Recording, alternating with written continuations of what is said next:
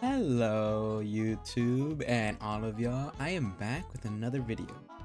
Now, looking at the comments and everything, because thank God, honestly, because I did not know exactly where to go after. There was a couple YouTuber recommendation?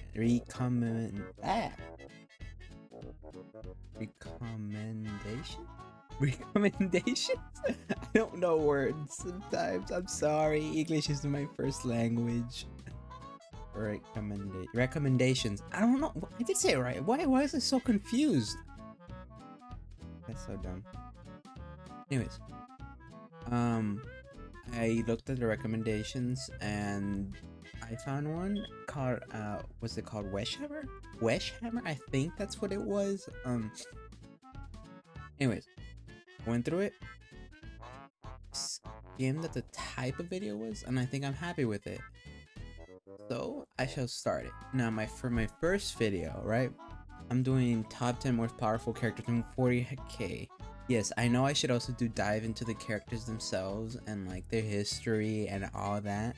But right now, I kind of want to know who the top 10 strongest are, just so when I look at stories and everything and they're mentioned, right? I know, okay, this guy's this kind of strong. I need, okay, this guy's this kind of strong.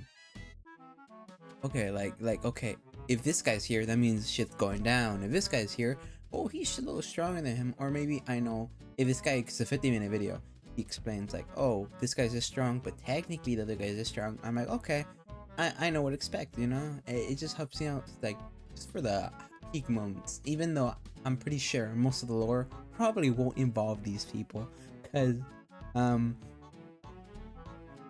seeing how fleshed out it is probably not gonna, you know? There's so many characters in there and all those, like, stories that are probably of other characters that won't involve any of these guys, because, I mean, what if the story is about like a general or like a normal space marine or just a outgoing soldier or a Eldar or what's it called, what are the robot guys of green, Necrons? Yeah, it wouldn't really involve certain characters, but then again, they do have their own. They have the Catan, and those guys are really good at fighting. Probably they have them as batteries, so I'm talking way too much. Anyways, see, this is what I'm like. I know stuff, I just don't know where it's placed in this universe. So I'm like, wait a minute, this people have this people, but then these people are this people. And since I don't know where they are skating wise, I don't really know who has the advantage against who, which this video should hopefully clear some answers. Anyways, I've been way too long. Let's get right into the video.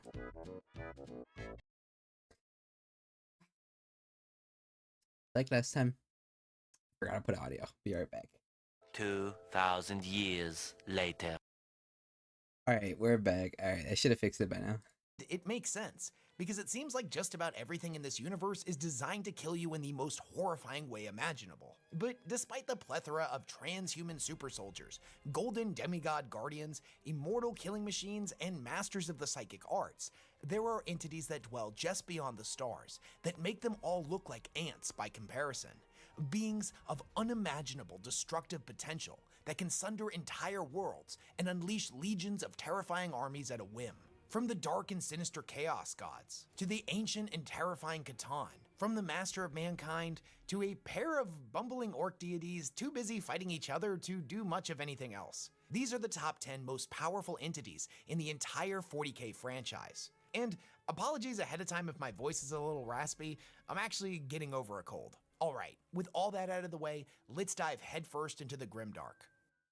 Number 10, Kegarak.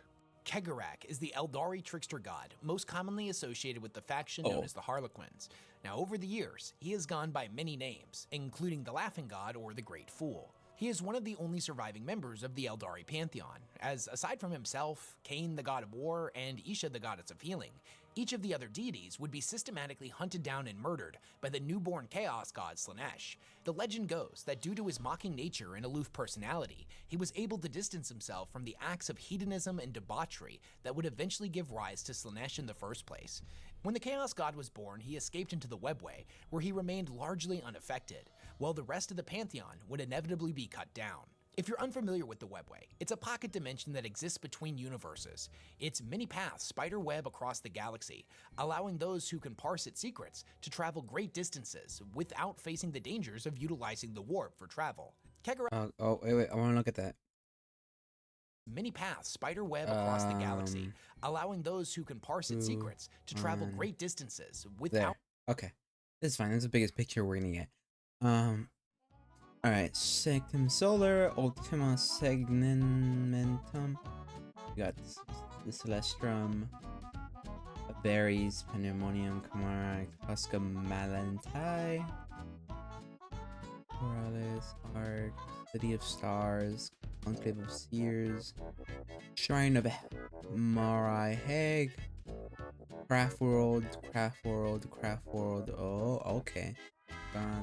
Adex.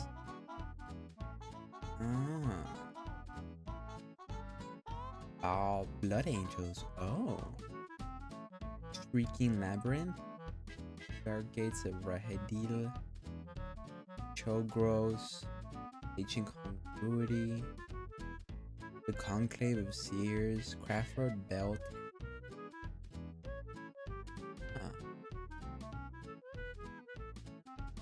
Oh.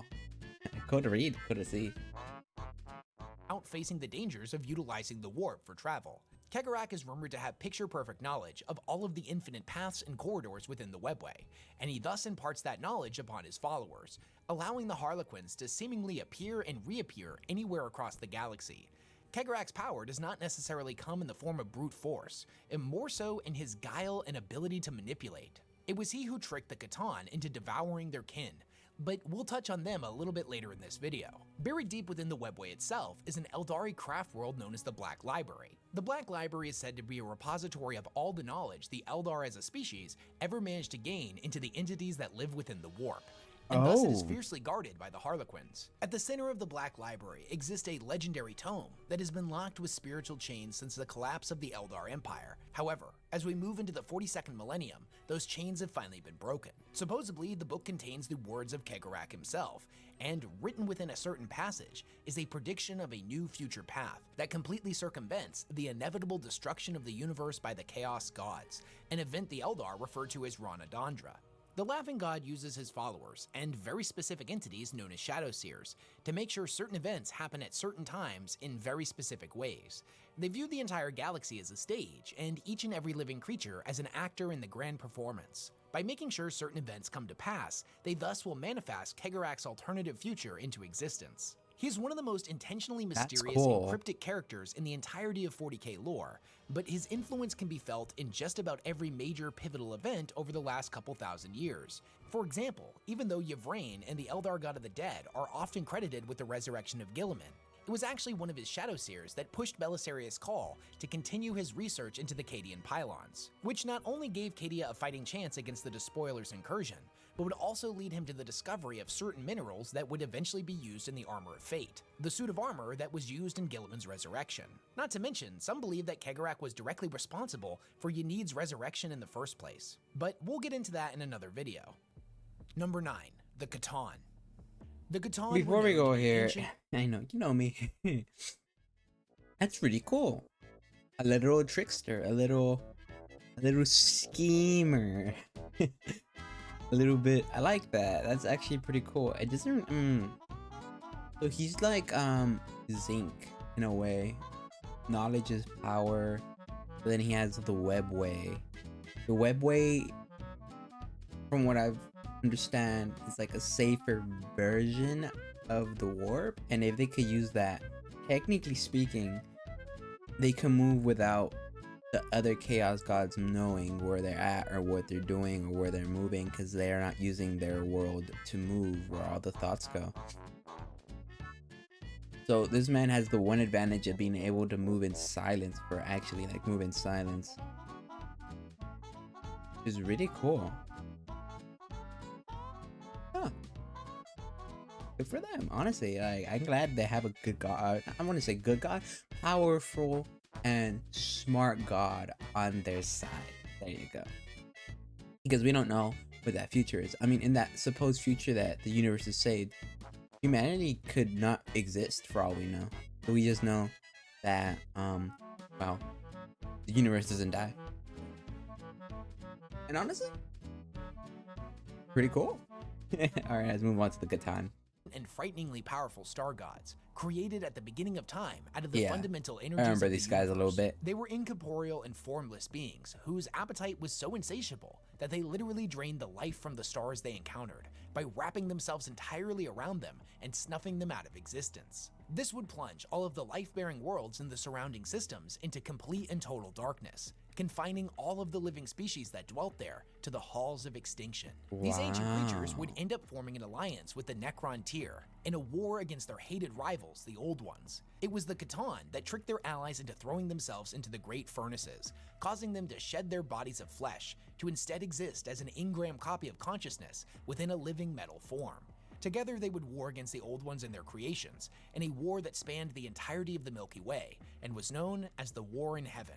They had, however, deceived their allies, and when the Necron tier shed their bodies of flesh, the Catan would gorge themselves on their souls. This would result in them becoming ascended, and reaching even more insane and terrifying heights of power. At their peak, they were said to be able to raise entire worlds with a single glance, and extinguish entire systems by summoning forth reality-warping black holes. However, despite their truly awe-inspiring power, their own hubris would end up being their downfall. Now, as I mentioned earlier in this video, Necrons it was actually the laughing god of the Aldari that slowly manipulated the Catan against one another. They would end up feeding on each other until only 5 were left: the Flayer, the Deceiver, the Nightbringer, the Void Dragon, and the Outsider. The Necrons would eventually turn on their would-be gods, and the Maynarch dynasty would destroy the Flayer outright. The Void Dragon would end up wounded and flee to Earth in order to prey on humanity. It was ultimately defeated by the Emperor and imprisoned upon Mars. The Nightbringer and the Deceiver would end up shattered, and the Outsider, said to be the most powerful of all of them, would end up being driven into insanity by the lingering bits of consciousness in its mind of all of the other Catan it had consumed. The voices eventually caused it to flee our galaxy in a self-imposed exile. Not much is known about it past this, so it's difficult to quantify its abilities. That being said, it is believed that the Outsider is the only living intact Catan, and if the mad star god was to ever return to the Milky Way, it would be an apocalyptic level threat. When it comes to figuring out just how strong the Catan are, we can look to their shards. The shards themselves are the only thing that remains of the Catan after they were enslaved and shattered by the Necrons. These are some of the most powerful weapons and energy sources that the Necrons have at their disposal, and are unleashed upon the battlefield when they encounter a particularly stubborn enemy that refuses to yield before Necron superiority. Despite the fact that they exist in a fractured state, each one is said to be a being of near unlimited power, manifesting energy blasts made of pure antimatter, dominating the minds of lesser beings in their vicinity, manipulating the flow of time, and even banishing those that stand before them to alternate realities. The 8th edition Necron Codex tells us that their power is limited only by their immense and terrifying imaginations. The Catan shards of the Nightbringer are said to be some of the most powerful the Necrons have access to, which makes sense, as the Nightbringer was the incarnation of death itself, a creature that delighted in inflicting pain and suffering, and was said to be the one that introduced the emotion of fear to the physical universe. It destroyed entire star systems on a whim, and gorged itself on the agony it inflicted on countless billions. It's generally believed by the Warhammer community that at the apex of their power, the Catan were easily the most powerful beings to have ever existed solely in the physical universe, and many assume they were the equal to the Chaos Gods, albeit the physical universe's version of them. However, this belief exists solely in the realm of speculation. As far as I'm aware, there is no actual source that states this to be true, or gives us a real actual grasp on just how ludicrously powerful they actually were. It's unfortunately one of those things that's just left up to our imagination. Yeah, now, a lot of if we were to take open-ended. the absolutely ridiculous power of a single Catan shard and magnify it by 1,000 to get an idea of just how powerful a fully powered Catan actually was, the result is admittedly pretty horrifying. These would be entities that could destroy entire systems or vast sections of space with a snap of their fingers. But as it stands, this is still all just speculative. We don't know how many individual shards of each Catan exist. It could be a few dozen or thousands. Though due to just how big of a deal each one is made out to be, it's likely that they are relatively rare. We also have to bear in mind that the Catan were ultimately defeated and enslaved by the Necrons, a species that is definitely insanely powerful, not to take anything away from the Necrons. But despite that, the shattering of the Catan is a factual example of a mortal race killing or enslaving gods. That is to say, a similar occurrence has never occurred with the Chaos Gods. Such an idea is pretty much unthinkable. So because of this, despite how powerful the Catan are, they just aren't quite on the same level as the Chaos Gods. I can see that thinking. Number 8, Khaine. Khaine, also known as Khaine or Khaine the Bloody-Handed, is the bloodthirsty Eldari god of war, wrath, and destruction. During the war in heaven, Khaine would end up in a battle with the Nightbringer, where he subsequently defeated it, shattered its necrodermis body, and, adding further insult to injury, hurled its scythe into the warp. So, in a sense, Khaine was able to defeat the figurative and semi-literal embodiment of death itself. This fight would, however, have major consequences for Khaine, as the shattered body of the Catan exploded into a storm of shards, many of them piercing its flesh and forever tainting Khaine's body with its essence. Since Khaine is a mythological figure, other than this fight with the Nightbringer, we don't get a lot of insight into just how powerful they actually are. So instead, we will turn to the avatars of Khaine, which exist as a sliver of his true power. An avatar of Khaine is a fiery manifestation of Khaine's wrath, an entity that towers over the battlefield and can cleave armored vehicles in half with a single swing of their sword. They leave a burning trail of destruction in their wake wherever they go, and are constantly surrounded by a swirling inferno that causes everything in their vicinity to burst into flames. Much like how the god they are an aspect of was known for its unquenchable thirst for battle, the Avatar will not rest until all of the enemies of the Eldari. Man, I know he explained this in Khaine, obviously it's all cool, but look at this panel though. Look at this drawing panel. That's crazy. This is such an awesomely drawn perspective. Like, look at this. It's awesome.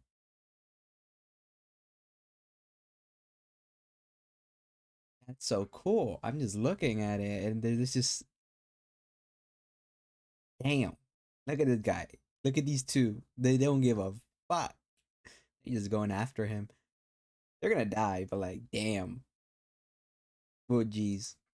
And all of their fortifications are left as nothing more than smoldering ruins. The carnage the avatars can inflict is absolutely legendary, despite the fact that many 40k authors have unfortunately disrespected them by using them as a simple plot device to show off just how strong their main characters are. Regardless of this plot-based nonsense, the reality is these monstrosities are some of the most powerful weapons the Eldar have access to, each and every one existing as only a sliver of Khaine's full, unfractured power. The fact that Khaine was able to kill the Nightbringer in its full, unshattered form is an absolutely remarkable feat, and is why he ranks above the Catan in the list. However, Khaine himself would in fact be defeated by a different god, and in a twist of fate similar to that of the Catan, would end up shattered into thousands of fragments. Number 7, Slaanesh. Slaanesh, also known as the Dark Prince or She Who Thirsts, is the chaos god of excess, hedonism, debauchery, and all things kinky and depraved. Every single sentient creature, no matter how stoic, is not completely free from desire. Whether it be physical, mental, or spiritual, we all have needs and wants that we wish to see fulfilled. Likewise, these desires exist upon a precipice, and if pushed too far, can descend into full-blown obsession. That which She Who Thirsts feeds upon. Desire can come in infinite forms. It could be something humble, like a starving laborer that desires nothing more than food for their family. Something a bit more ego-driven, like a politician's lust for power. Or on the depraved end of the spectrum, the sadistic killer's inclination to inflict pain. Whenever a mortal gives in to temptation of any form, they are unknowingly courting Slaanesh. The act of giving in pushes them further along a dark path towards depravity and insanity. Slaanesh will then guide the individual to seek out ever more heightening extremes, eventually leaving them as an addict that can only experience pleasure through the darkest and most sadistic of actions. Slaanesh watches from their dark realm in utter delight as the galaxy descends further into debauchery. They view mortals as nothing more than playthings, toys that were designed to be poked, prodded, and manipulated. Slaanesh is the youngest of the 4 gods, and thus is generally viewed as the weakest, although this description can be misleading. Slaanesh's power is far more subtle and manipulative than, say, the raw strength of Khorne or the voracious diseases of Nurgle. Their demons, likewise, are primarily designed to invoke the desperate and hedonistic desires of mortal hearts. They are entities formed of contradiction, Not this picture again. jarringly graceful and repugnantly beautiful, enchanting yet ultimately horrifying. Much like how Slaanesh looks himself like it is said to be hurts. so disarmingly beautiful and alluring that no mortal can look upon them without instantly losing their soul. Slaanesh was born from the rampant degeneracy that had come to infect Eldar society after the War in Heaven. The depraved energy the species generated gestated in the warp before finally reaching a breaking point, which gave birth to a new Chaos God. The resulting birth scream literally ripped a hole in reality, and the resulting shockwave killed each and every Eldar on every world for hundreds of light years. The terrible wound in reality where the two universes now overlap is what we know today as the Eye of Terror. Immediately after their birth, Slaanesh would go on an absolute murderous rampage and would kill all of the gods of the Eldar pantheon, with the exception of Isha, Khaine, and Kegarak. So despite how ridiculously powerful each of them were, they were nothing in comparison to She Who Thirsts, who systematically slaughtered each and every one of them, without taking a rest between each kill. Kegarak managed to escape into the webway, whereas Isha was spared by Slaanesh but then ultimately kidnapped by Nurgle. Khaine would be the last one on Slaanesh's hit list, but even against a god who had just battled multiple other deities, he was no match for the Dark Prince and ended up shattered into thousands of shards. I'll point out that being the weakest of the four Chaos Gods is kinda like being the weakest heavyweight champion of the world. Yeah, some other title holder would probably beat them if they both fought during their prime, but against the rest of us normies, it would be an absolute slaughter. It's also important to note that when we talk about the Chaos Gods and just how powerful they are, the lore states that at one point each and every one of them was the most powerful. With Slaanesh, it definitely would have been right after their birth. Because of this, I'm going to be ordering the Chaos Gods where they fall in the hierarchy as of the 42nd millennium. Number 6. Nurgle. Nurgle, the grandfather, lord of plagues and diseases. You look is the nasty, god bro. of the Look cycle away. of life and death, entropy, rot, decay, and pestilence. He stands apart from the other gods that, in his own, albeit disturbing way, is the only one of the pantheon that genuinely cares for his followers. He views each and every one of them as his beloved children, and bestows upon them ever more generous blessings in the form of new supernatural diseases, demonic parasites, and all forms of sickening mutation. Every pox, boil, blister, and sore Nurgle is loves viewed by you, those who I worship guess. him as a sign of his love. He is the embodiment of the fear of death shared by all sentient creatures, perhaps the first fear to have ever existed in this universe. But despite this, he teaches his followers that life and death, growth and decay, are all part of the same cycle, one that cannot change. He tells them to not fight against this cycle, but to embrace it, to embrace the despair of death. He teaches that entropy is the one unchanging truth of the universe. All things have a beginning and an end. Every life will end. Every civilization will rise and fall. Every tower will eventually crumble, and every disease will eventually run its course. He is the mastermind behind every virus, disease, and plague that has ever existed in the mortal universe, or even these supernatural diseases of the soul that emanate from the immaterium. Much like the Great Cycle, or perhaps more accurately, like the proliferation and subsequent remission of a disease, so too does Nurgle's power wax and wane.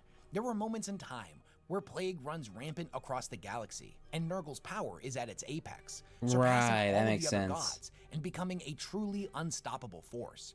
It is, however, inevitable that his power will wane again, and he will be relegated to a relatively weak point in the pantheon. As a result, these power spikes are vastly more predictable than those of his siblings. Despite their disturbing appearance, the warriors that have pledged themselves to his service are incredibly resilient, and many of whom can suffer multiple mortal wounds and keep marching forward as if nothing happened. Blades get caught in rancid rolls of diseased blubber, and bolter shells are absorbed and rusted to dust inside of their bodies. It is as if the cycle has simply paused for them, their bodies displaying the telltale signs of rot and disease, yet they are seemingly immune to its effects. They cannot die by natural means and are completely immune to pain. Before we dive any deeper, here's a quick shout out to this video's sponsor. War Thunder is the most comprehensive vehicle combat game ever. Click on the link in the description of this video to download the game for free today and receive a huge bonus pack including multiple premium vehicles, a premium account trial, boosters, and a whole lot more. Big thanks to War Thunder for sponsoring this video. Number 5. Gork and Mork. Aren't these the Despite orcs? the previous couple of entries on this list, I'm sure you were expecting another Chaos God here. But that is in fact incorrect, my friend. It's Gork and Mork. Really? They're this strong? Almost all of the lore we have about them comes from the orcs themselves. They say they are the biggest and toughest gods. One is brutally cunning, and the other is cunningly brutal. Mork is clever enough to wait for you to have your back turned before hitting you twice as hard, whereas Gork will hit you regular-like, but then when you turn to face him, he'll punch you twice as hard. Because of this, it is common for orcs to have a favorite of the two gods. Gork represents the pure aggressive nature of the orcs and is more preferred by boys, knobs, and any straightforward orc fighter, whereas Mork's cunningness makes him the preferred deity of the more esoteric orc units, like Weird Boys, Commandos, and Mech Boys to name a few. But at the end of the day, they're mostly interchangeable, and I think the orcs forget there's a difference pretty often. When it comes to measuring their power, we have to get a little bit speculative. Warp entities like the gods get their power from collective belief and emotion. Take for example Slaanesh, they get their power from excess. So the more people pray to Slaanesh, and the more there's an abundance of hedonism and debauchery in the galaxy, the stronger they become. The orcs have a presence in the warp just like every other living creature. And they are so unbelievably simple in nature that their gods don't have these grand mythologies with all this overlapping lore that tends to contradict itself. No, nothing like that. The orcs think their gods are the best and thus they're the best. It's beautifully simple. So we have to then assume that this belief in their god's defining feature being that they're bigger and tougher and stronger than every other god would in fact begin to manifest. Consider how powerful the Eldar gods were when worshipped exclusively by the Eldari. The orcs are the most numerous species in the entire Milky Way, outnumbering something like humanity 100 if not 1,000 to 1. It makes sense if you think about it, but as is orc tradition, it makes even more sense if you don't think too hard about it.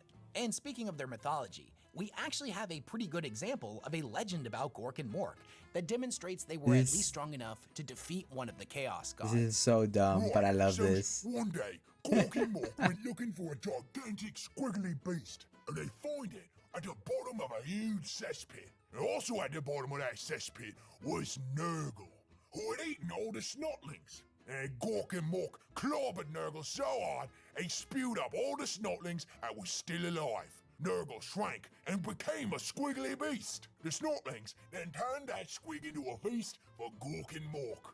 This myth clearly represents the orcs' triumph over Nurgle. The orcs have no fear of the realms of Nurgle and thus happily thrive on squiggly beasts that breed in their cesspits. Despite this story, we don't see a lot of evidence of them fighting against the Chaos Gods in the lore. Gork and Mork are not sending incursions of orc demons into real space, nor are their blessed followers turning into the equivalent of demon princes. But now that I think about it, that would actually be pretty awesome. However, from what I've read, all of this would certainly be possible. Gork and Mork really could be the strongest of the gods and can wipe the rest of them out. They are, however, too busy fighting themselves in the warp. That's all they've done since the dawn of the orcs, is just beat the crap out of each other.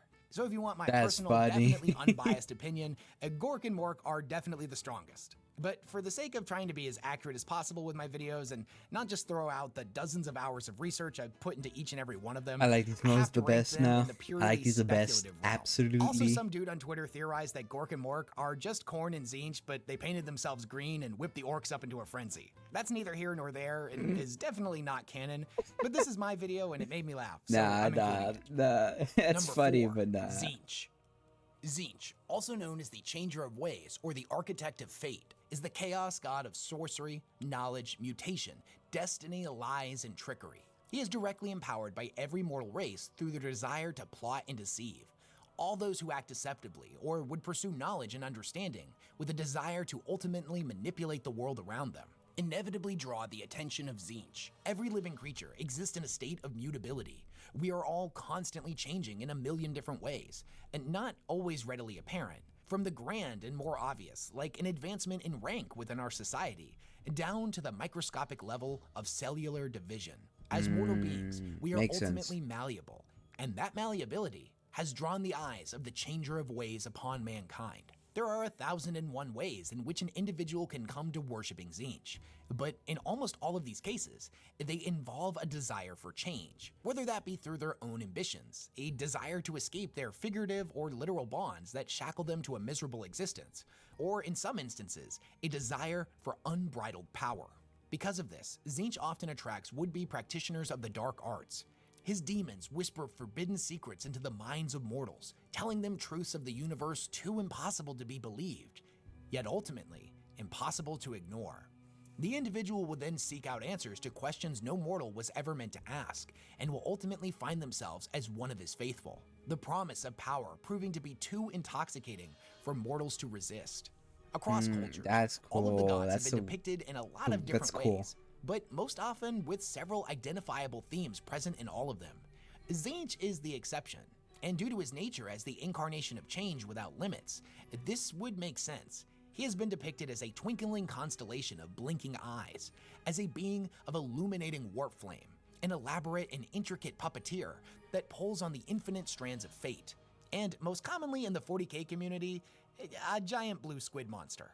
All magic, sorcery, and psychic abilities can trace their origin back to the Immaterium, and thus to Tzeentch, the master of magic in all its forms. He is able to perceive every event that has ever occurred across space and time, while also being able to see the strands of fate that lead to every potential future simultaneously. Trying to directly measure his intelligence with numbers is kinda meaningless, but to simplify it, this is an entity that would measure his IQ in the quintillions. He has plans within plans within plans, and the most mundane of events may set in motion a web of compounding instances that may not bear fruit for thousands of years, but will ultimately secure him victory. Yet this impossibly complex web of plans spreads so incomprehensibly wide over all of reality that it touches every living thing at one point or another, whether or not the individual realizes it or not.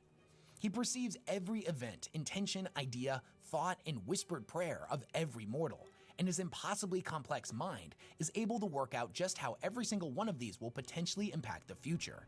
He watches over every sentient creature within the mortal universe with great enthusiasm, overpowered, watching as each of his plots and schemes slowly begin to unfold into history. Tzeentch favors the cunning and intelligent over the physically strong, and thus rewards his followers with insight into the future and access to forbidden lore.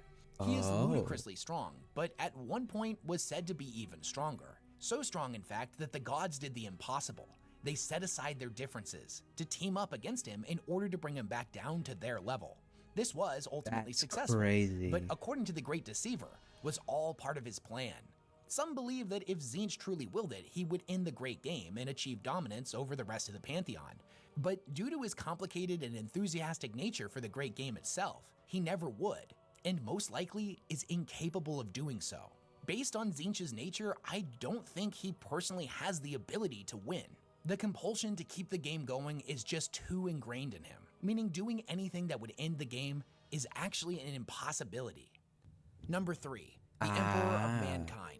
Makes sense. The Emperor is I could see that. without question the most powerful mortal to have ever lived. And by the time of the 42nd millennium, he has most likely become a god. Although this is intentionally left purposely vague and cryptic within the lore. He was able to defeat and bind Draknian, the demon created in the first murder. He is said to be more physically powerful than any of the Primarchs, which is incredibly impressive considering that we've watched Angron bench press a Warhound Titan, and Sanguinius take down 2 of them as well as a Warlord Titan in melee combat. He is known to project an aura that causes demons to flee in terror or burst into flames. He defeated an ascended Horus, his Primarch son that at the time of their battle had received an enormous power boost from all 4 Chaos Gods. As a child, he managed to kill his uncle by stopping his heart with a single thought. We've seen him use his incredible psychic might to force the entire Wordbearers Legion to kneel with a single psychic command. We also know that he is a perpetual and cannot truly die, and that he has mastered every form of academic study. So with that impressive list of feats that were accomplished when he was just a mortal, I'm guessing you're wondering why he's not ranked number 1 on this list, and we're gonna get into that. The Emperor of Mankind is not just a character, he is a plot device, a MacGuffin, a living deus ex machina, and every other literary trope you can think of, all wrapped up into a single entity. He is exactly as powerful as any individual story needs him to be, He is completely unknowable. He has plans within plans within plans. He has mastery over the ability to foresee into the future and can take a single action that will, over the course of thousands of years, come to create an entirely new societies. Much like what happened when he defeated the Void Dragon, imprisoned it upon Mars, and then subsequently the dreams of machines the Catan would generate in the inhabitants of the Red Planet would eventually give rise to the Mechanicum, a faction that would supply his armies with fantastical new war machines. He is a psychic phenomena, a hurricane of arcane potential. Yet, despite this, due to many contrasting depictions of him by different authors, we aren't able to get a real feel for the full scope of his abilities without filling in the blanks with our own interpretations of the text. On one hand, he is said to be powerful enough to challenge the ruinous powers, yet in a fight against a 30-foot-tall orc, he had to be saved by his son Horus. But did he throw the fight intentionally because his foresight told him that the resulting saving by his son would boost his confidence and thus play into future events? Who knows? Maybe. There's nothing in that story to suggest that. No winking at the audience, no foreshadowing of future events, or some cryptic line at the end of the book. Yet, this is the narrative that many of us have adopted. As the godlike being who can go toe-to-toe with the Chaos Gods, losing to an admittedly enormous orc just doesn't make sense. But I feel that's kind of the point. The mystery, the uncertainty. No matter how much you're not meant learns to about know. the Emperor, they are constantly left with even more questions by the end of each and every story. They are left in a constant state of doubt over what they think they know. And to me, that's the entire point of a character like the Emperor. Is he a giant, shimmering, godlike being that will lead humanity into the future? Or is he a shriveled up old perpetual that just projects an illusion of grandeur to manipulate those around him? Did all of these events actually happen? Or are they simply the result of thousands of years of propaganda and selective record purging? This is what makes the Emperor so fascinating, and above all else, in my personal opinion, a literary triumph. The idea that you can have this character be written about and expanded upon by dozens of different authors over multiple decades, each contributing a new element to the multifaceted enigma that is the Emperor. And yet, he never gets boring. He never falls into the Superman trope, wherein a character has demonstrated so many ludicrous feats over the years, it's impossible to take any threat he comes into contact with. You're not sure what he's done. Because at the heart of it all, the reader is still left doubting what they think they know about him. Yeah, I'll fully admit that makes the Emperor is sense. one of my favorite characters. Not only is he deeply fascinating, but Wow, he's inspired more that's debates cool. and That's- late-night deep dives of obscure lore than any other character I can think of. Yet, because of his unknowable nature, assessing his true power level after his ascendancy to the realm of the spiritual is an impossible task. Every single failure of his can be written off as him either only using 1/100th of his power, or that failure was a secret victory, as the unraveling of one of his plans would put him closer to his ultimate goals. There is equal evidence to support such notions as true and false. Did he plan the Horus Heresy from the start in order to eliminate problematic legions, much like he did with the Thunder Warriors? Did he know Magnus was going to sabotage his Webway Gate, and thus made a problematic judgment call at Nicaea to ensure that it would happen? Was it his plan all along to end up on the Golden Throne I just processed so he could that. ascend to godhood? Did he seemingly crucify? We were making a webway gate?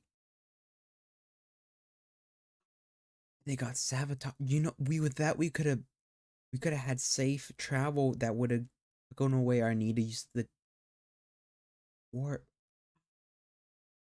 Wow. Okay, that's pretty dark. Wow, this man was really creating a safe way for us to travel, but we never got it. Okay, that's crazy. Crusade against religion in order to eliminate competition, so once he was entombed there, he would be the only god left for humanity to turn to. Was he lying to Ra Endymion when he described his foresight as fallible? When it comes to the Emperor, the questions and mysteries are more captivating than any answer could ever possibly be. And if the writers are smart, they'll keep most of those mysteries unanswered. Aside from the examples of physical strength that I mentioned at the beginning of this, we also know that in Warhammer, beliefs have power. The more people believe in something, the more it begins to manifest in the warp. The Emperor has been worshipped as the one true god of humanity by quintillions of people across the galaxy for over 10,000 years. Thus, we can assume that his spiritual form has swelled immensely in power, many believing that he has truly become a god. If this is true, and he really is on the level of the Chaos Gods, then he would be able to display similar powers to them, and namely the ability to create demons. Each demon is a splinter of their patron deity, having a portion of their personality and in many cases supposedly looking like them. It is believed by some that the entities such as the Living Saints are the Emperor's equivalent to demon princes, and the Legion of the Damned is his equivalent of demons. Which would make sense. If the Emperor had the ability to create demons, they would certainly resemble Astartes. Now there is evidence to support both of those claims, but as of today, it is something that is still intentionally left vague and mysterious. The best tool we have for measuring his current power level is the accepted truth that the Emperor is in the warp, battling against the 4 Chaos Gods, and managing to keep them at bay. He's not strong enough to outright destroy them, but he can keep them from destroying the physical universe. His power is not absolute, because if it was, then we wouldn't be seeing demons manifest in our universe in the first place. If he was more powerful than the other gods, they would have all had to turn their attention solely on him. And herein lies the problem with the Emperor versus the Chaos Gods. We know that it's not just him fighting all of them at once. It's a 5-way battle, where everyone is fighting everyone. Well, the Emperor is fighting off all 4 of them at the same time. Nurgle, for example, is fighting Khorne, Tzeentch, Slaanesh, and the Emperor, also at the same time. It's exactly the same for each of the combatants. That means in this hypothetical scenario of a 4 against 1 in any direction, any of these figures could be eliminated. If the gods set aside their differences and gave the Emperor their full attention, it would be no contest. He would fail. We also know that if one of the gods manages to become too powerful, the others will unite to knock them back down to the same level as the rest of them. This happened famously with Tzeentch at one point, and the resulting battle between him and his siblings saw his crystal staff, said to be the most powerful weapon in all of existence, shattered into thousands of pieces, which then rained down upon the physical universe, each one representing a different spell, thus introducing magic to our realm. Oh, that's Even so though Khorne is cool. said to be the most powerful Okay. of all of the ruinous powers in the current setting, the other gods have not deemed him a sufficient enough threat to form an alliance. We can assume with that it is the same for the Emperor. He's powerful enough to be a problem, but not powerful enough for them to unite against. It is said that from our perspective, the Emperor is growing in power every single day as more and more of the beliefs, hopes, and love of humanity funnels into him.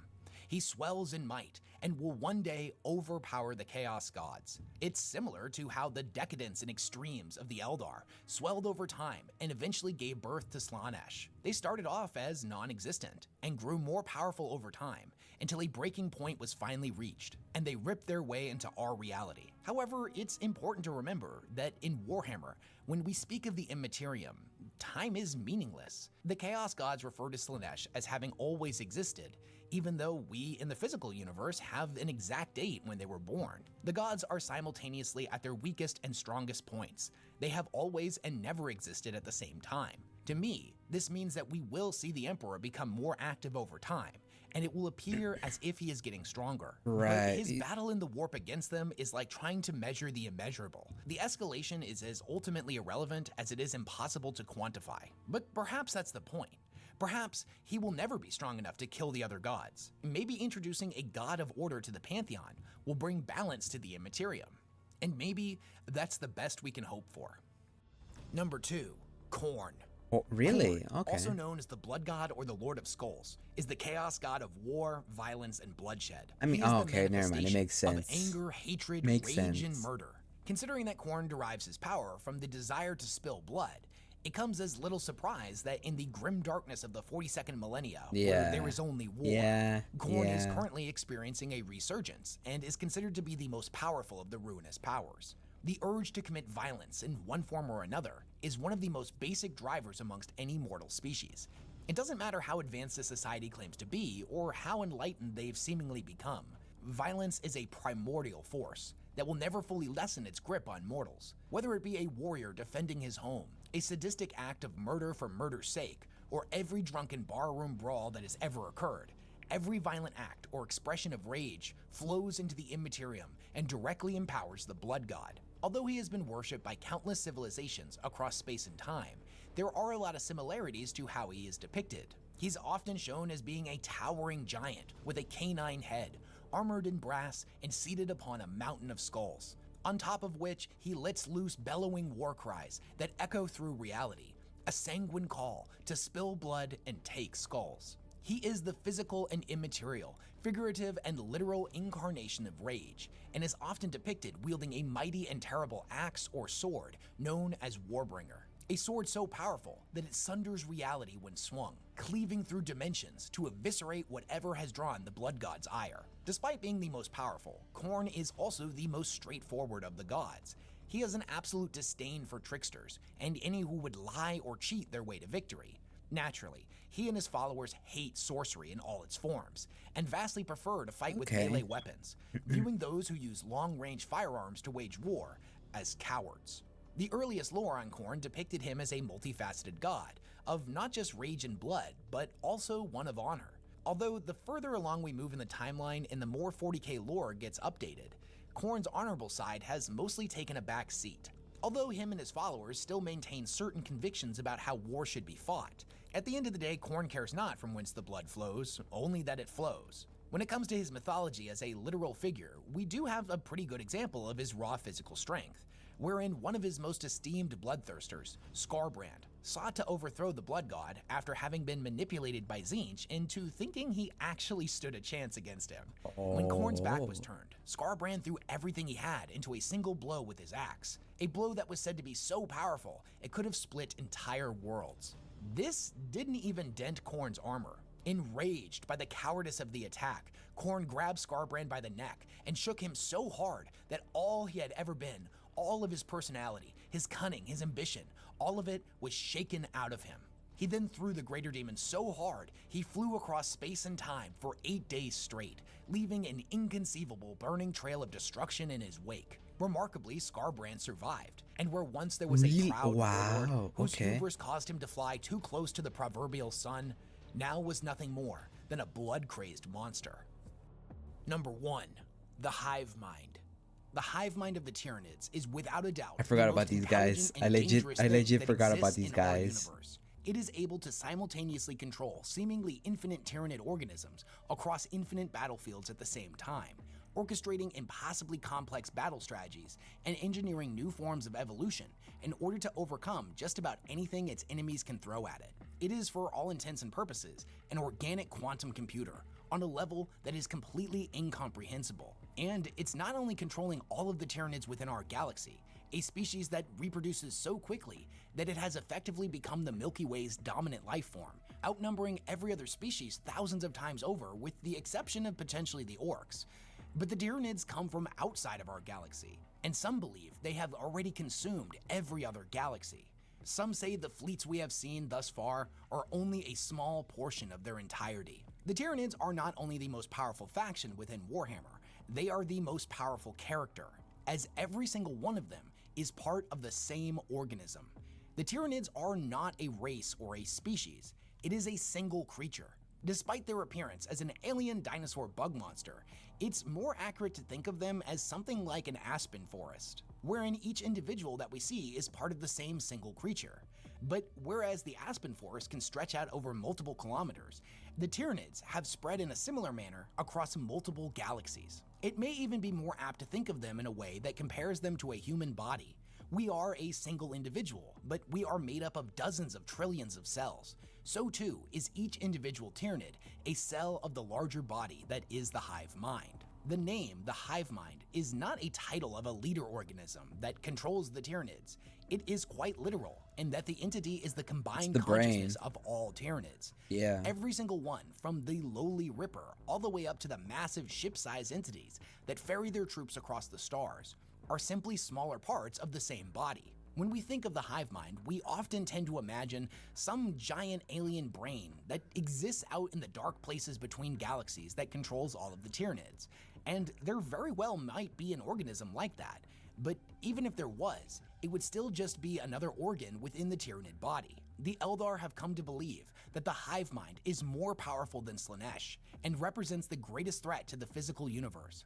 This is a passage from Wraithflight, amazing, where one of the honestly. Eldari is able to, for a moment, tap into the hive mind's consciousness. Beyond the shield, she saw the great dragon's true form, not the hideous intrusions into the mortal realm that swam the Black Star Sea, nor as a Farseer might see it, as a great and braided cable of malicious fate dominating all the skein. The first was merely part of the whole, the second, psychic abstraction. What Lyanna instead saw was the reality of its soul. It was a great shadow when seen from afar, a wave of dread and psychic blindness that preceded the hive fleet's arrival. But the greatest shadows are cast by the brightest lights, and seen closely, the soul of the hive mind shone brighter than any sun.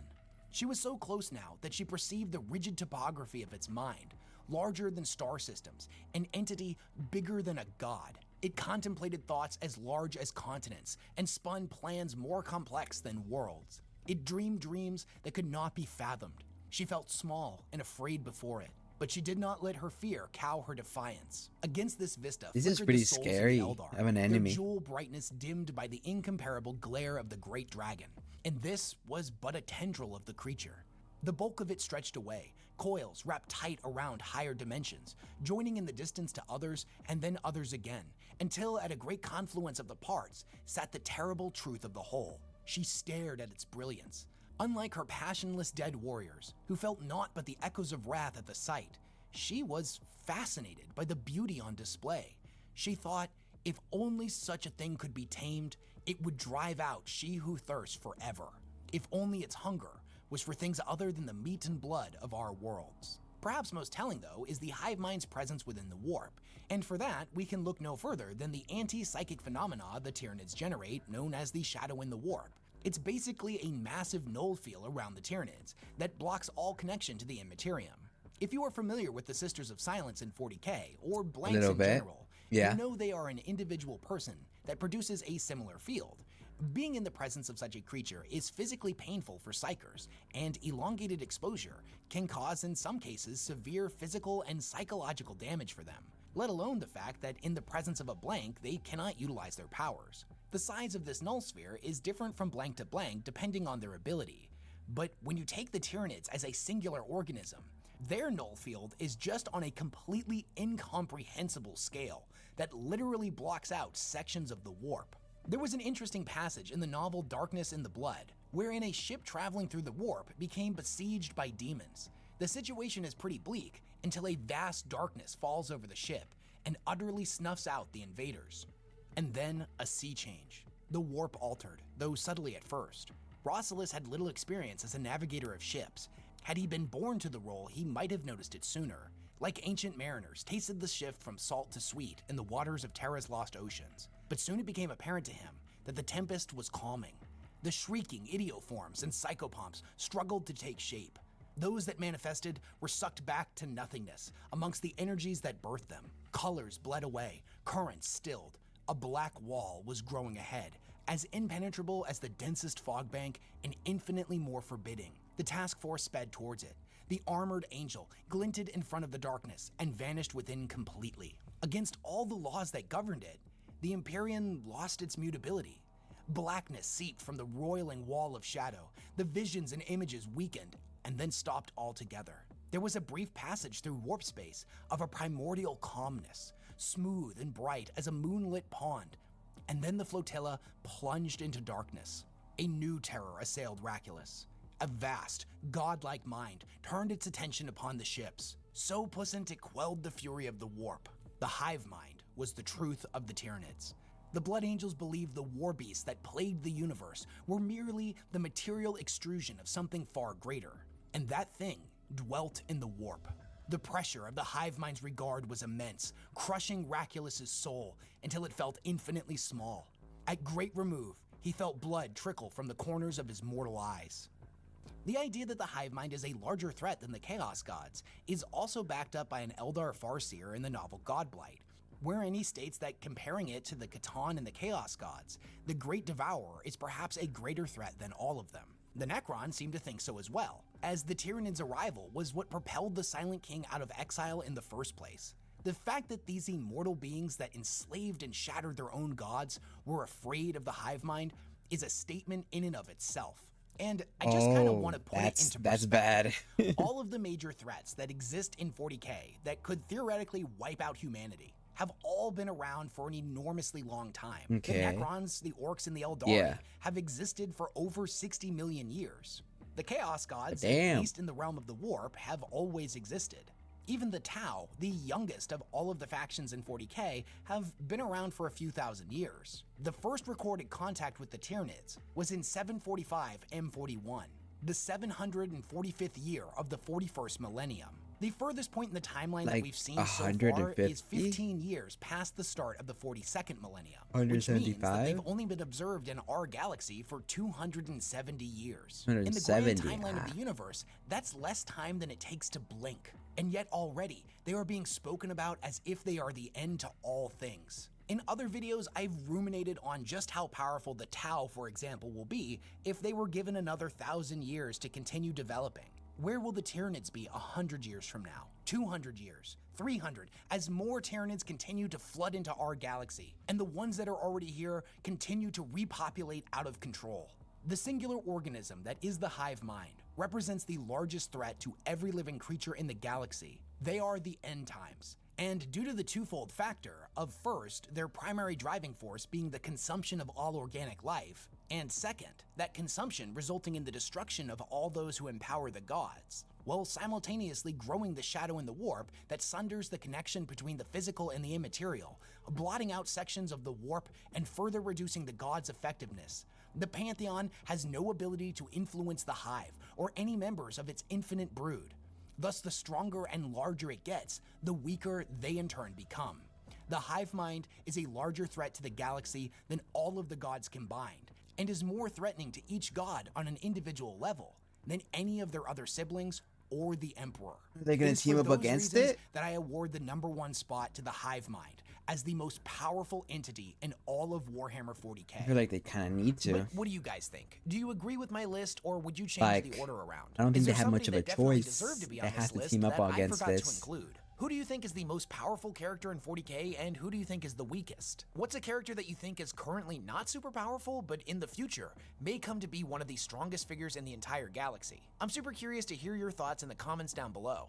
And make sure to download War Thunder by using my link in the description of this video to get an amazing welcome pack, which includes multiple premium vehicles, account boosters, and a whole lot more. It's free to play and has some of the time seriously helps out my channel a lot. And let me know down in the comments what other topics you'd like me to cover from Warhammer 40k. Also, what's your favorite type of videos that I post? Do you like when I do the grimdark? Okay, alright. We're pretty much done. That was fun. I enjoyed that. It was pretty good. It's pretty good. I like it. I'm glad I know the little bit of the hierarchy of the strongest. I definitely did not think that the Tyranids would take #1 spot. But after he explained all that he explained, it makes very much sense. You know, the hive mind and seeing how strong it is and how new it is, and yet it's already that strong. It is, if not anything, very telling of how little time this enemy needs to adapt and to overcome everything. Give it 200 years and such, and we're pretty much probably all gonna die to them if the Chaos Gods or any other factions outside don't team up against it, which is honestly not gonna happen considering all the lore, you know? Not gonna happen, but we'll see. Honestly, we'll see. Anyways, that's been the video. I've enjoyed it very much. I will definitely look more into this, more into these characters, and more into these world and lore. As of now, that's the video. Have a great day. Like, subscribe, and thank you very much all for watching. And until next time, bye bye.